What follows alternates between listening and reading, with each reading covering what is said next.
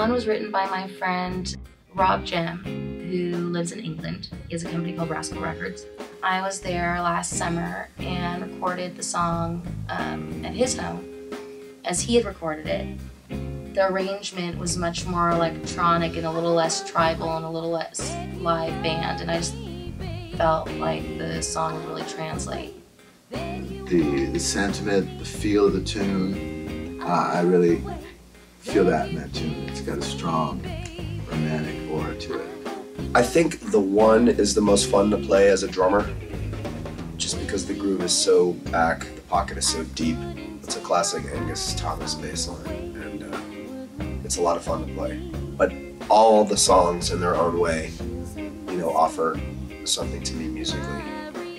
That song for me, I play a little bit, you know, I'm a little bit more in front in terms of what I'm playing. It's more of a rhythmic part than when I usually play other stuff. I usually play a lot of colors and a lot of supportive things. So that one kind of, it's a fun song for me to play because, you know, it's a little bit of a different flavor for me. All our songs, you could screw to each one of these damn tunes, man. And you know, the ones that we actually put our fingerprints on, each one of them got this thing, you know.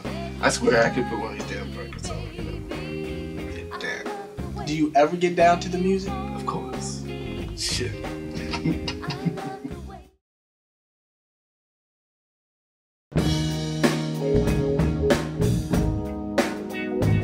I love performing the song Can't Take the Hurt Anymore because it's almost like a girl power anthem.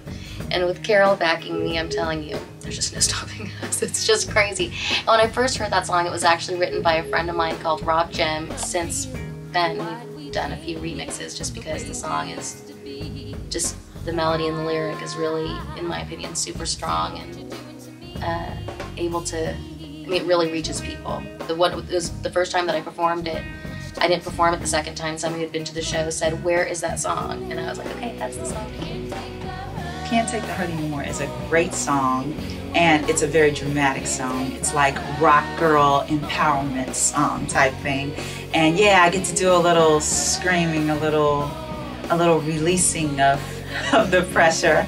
I connect with her on that song, with Ellie on that song too. We do get to say, can't take the hurt anymore. Do you hear what I say? Can't take the hurt anymore. Don't want you to stay. I mean, those are powerful words. And yeah, I get to do a little bit of, you know, choreography in terms of, you know, just leaning back and screaming into the mic a little bit, yeah. Everybody says, can't take the hurt. I'm like, oh yeah. You talking about Mind Control? Well, that song is funky. It's funky.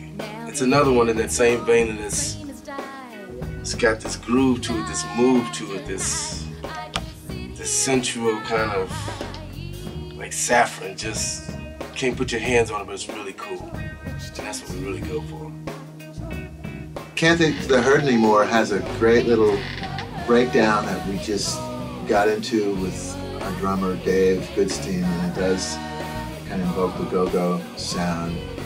DC, and it's big. And the breakdown for Can't Take the Hurt Anymore was kind of inspired by a guy that I used to play with in Miami named Neil Lara, and it was like an Afro-Cuban thing, and a lot of the beats I had to come up with were of that nature, and so I kind of bit a little bit off of some of that stuff that I used to do in that band and kind of funked it up a little bit for this.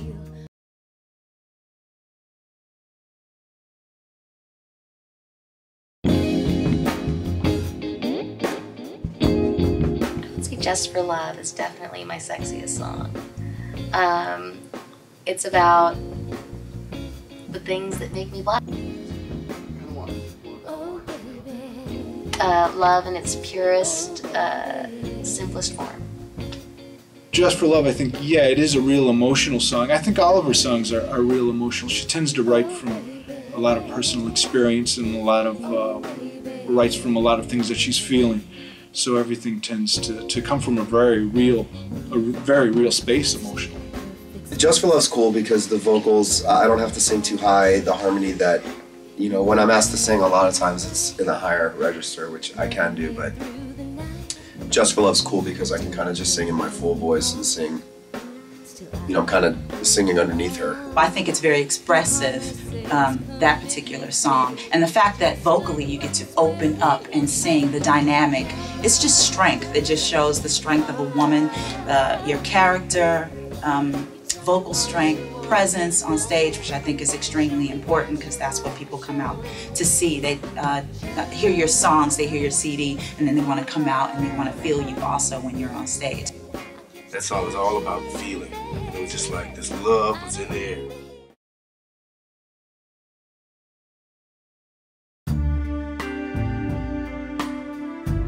I wrote Never a Day about 3 days before my father passed away, and it was one of those songs that sort of write themselves without you even doing much of it. It just sort of comes on out. And it was just about the concept of, that false security of thinking that somebody's just always there, and then suddenly, you realize that that's not so. The first time we rehearsed Never a Day, which is a tribute to Ellie's father, that we had never played before, and it was really emotional for Ellie. We did it in a studio, and it was probably the first time we did it was the best time we ever did it, because it had an emotional quality to it. And yeah, we had to stop after we did that for a while because there was a lot of feeling in the room. Never a Day, it's a beautiful, beautiful song that Ellie wrote, and I first heard her sing that song in rehearsal, and it was touching, and she said, I want you to sing with me on this, and it was nothing that we sat down and wrote.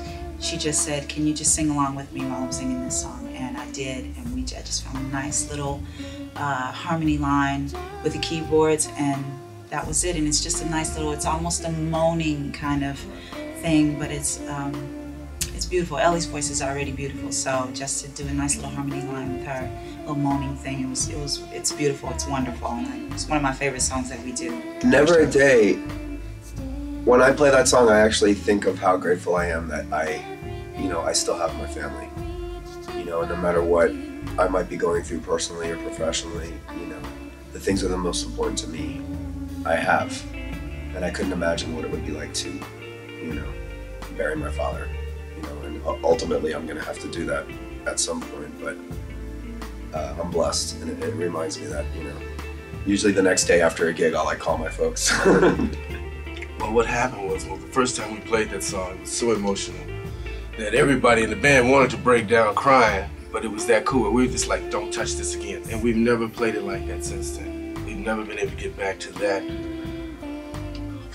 I mean, it just took the air out of the room.